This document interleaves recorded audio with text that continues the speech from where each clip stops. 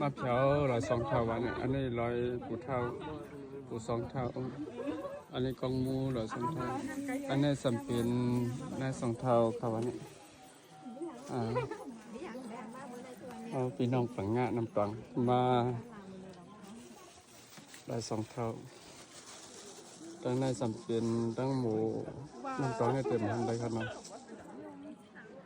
อันที่ฮันก็อันนั้นที่เป็นวานสังหัวทั้งบนได้สนใจพูดนะวันน้ำพูดนะพูนอันนั้นจะเป็นวันจิ้งเดินนี่อันนี้เป็นวันจิ้งเดินของอันนี้วันตอนนั้นจะเป็นวันผ้าเฮืองนี่มีอะไรบ้าง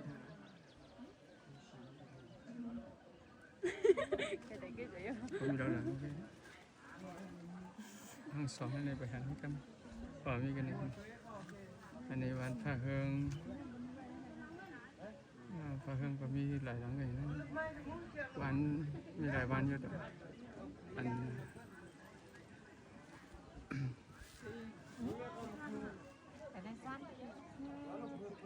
เมาเลยมันหันสารพัดเขามักให้เขากัดเขาบอกกูไม่จะได้พันซ้ำบอกกูปวดหรอเขาจะใส่หันมากุมฝั่งหลายบางฝั่งนะมันมีเขาเดินปวดอะไรมันจะขี้อะไรเรื่องเจนกรรมเขาเนี่ยมันมีเมื่อวีอยู่ไว้ก็มือแบบโอ้ตัวอันนี้นะครับ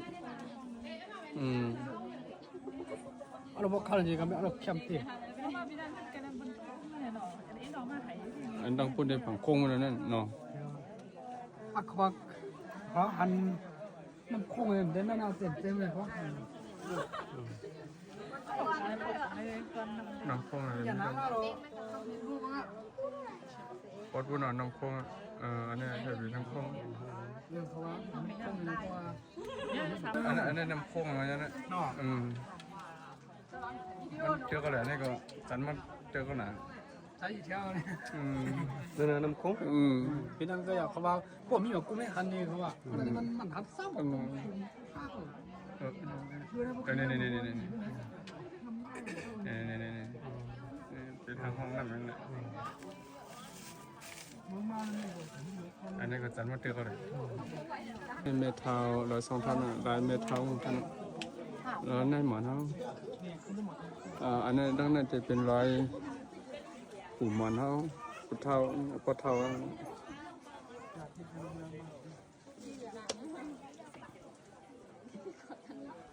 ตั้งให้จะเป็นรอยเสียงนั่นแหละแต่เสียงเยอะเลยเขาลงมาไหนเหมือน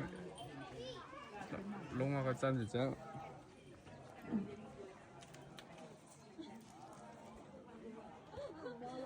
ถ้าเราก็หนักใส่ก็ดี